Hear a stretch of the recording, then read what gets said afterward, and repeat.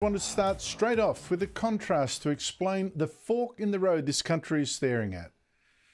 The Great Australia, the ruining of it. Or put it this way, Senator Lidia Thorpe, the face of our new race politics, pushed by the lies, abuse and a new racism. Any black man that stands with a white little like that, you can all get too.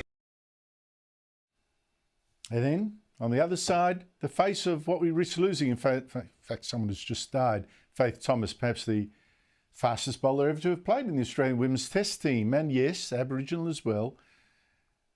And let me start with Thomas, because I see today already the same rewriting of our history with her. That you see now the way people are vilifying our past, telling children their country is racist. The kind of toxic stuff that creates Lidia Thorpe. Now, the ABC today reported the death of Thomas, a great woman at the age of 90.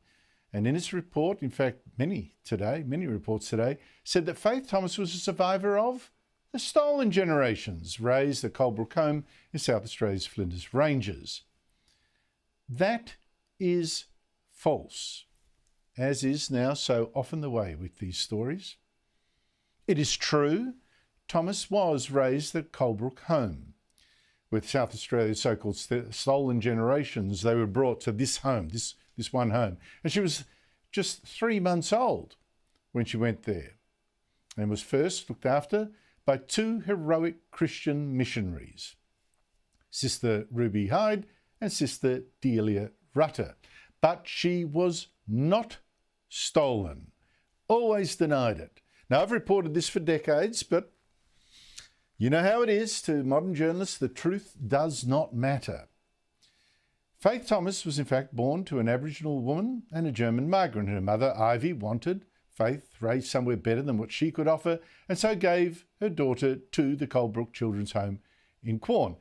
And Thomas has said that Sister Hyde and Sister Rudder gave the children their constant love and attention. Constant love and attention from these two remarkable ladies who devoted their lives to giving these children care and an education. Faith Thomas went on to high school, became a nurse, and was grateful to the end of her life, and again always insisted she was not stolen. Had I not been in Colebrook, I would never have got the opportunities that I did have. So I consider myself not stolen, but chosen. Now, you will be stunned because you no doubt drowned under Stolen Generations propaganda for a couple of decades now, but her story is not unusual. One other girl at Colebrook, Nancy Barnes, went on to be the first Aboriginal head of a kindergarten in Alice Springs. That's her there on the cover of her book, Munyu's Daughter. And the very first sentence of this book is, "We are referred to as the stolen generation. I consider myself saved." Saved. In fact, she goes on to say Colebrook home was a sanctuary of love, and that other children there were only brought there with the permission of their parents. Now, I've reported that years ago, but almost no other journalist would, because it didn't fit the story. This false story that Australia was so racist back then and it stole a generation of children simply because they were Aboriginal. And this demonisation of our past, this hatred of white Australia, this politics of resentment is exactly what's helped to create professional race baiters like Senator Lidia Thorpe. So, Faith Thomas represented how Australians could come together. In fact, how they had long before the reconciliation movement came along and divided us. But Lidia Thorpe, she represents the new race politics of hatred and division, even war with whites. This is a war!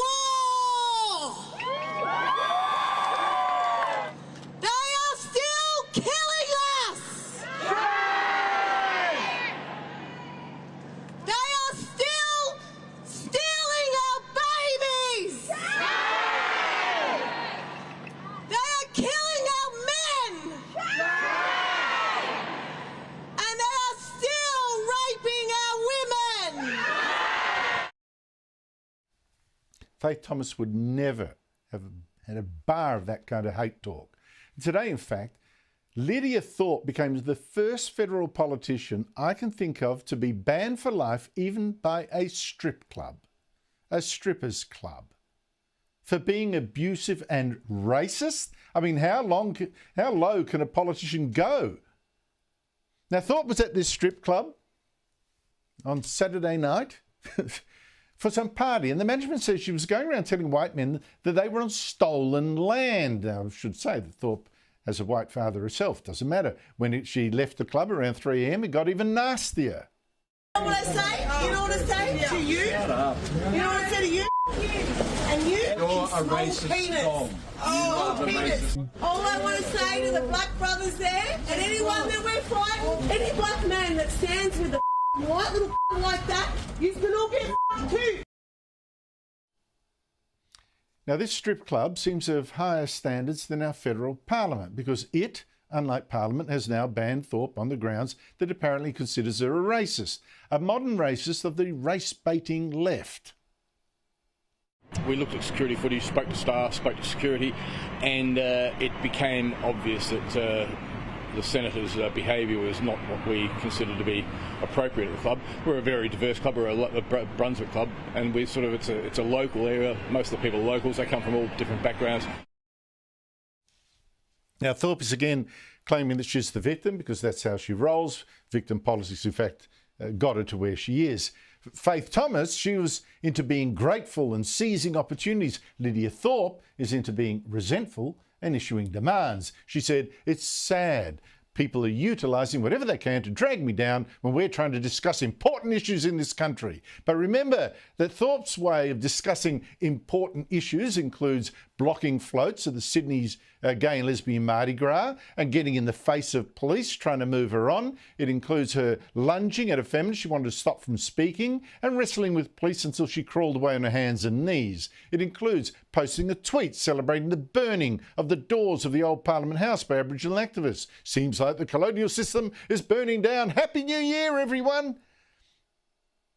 Now, Australia's cultural elite, our politicians, so many of our journalists hadn't gone down that path of making race the biggest thing that divides us, of painting Australia as rotten with racism, of promoting white guilt as the one thing holding back Aborigines, there would be no Lidia Thorpe. There would be instead plenty more people like Faith Thomas, people who inspire, people who unite. And that is why when it comes to The Voice, however it's sold, however it's worded, I don't care, I can only say no. No to this wrong road. We have to be better than that. In fact, we were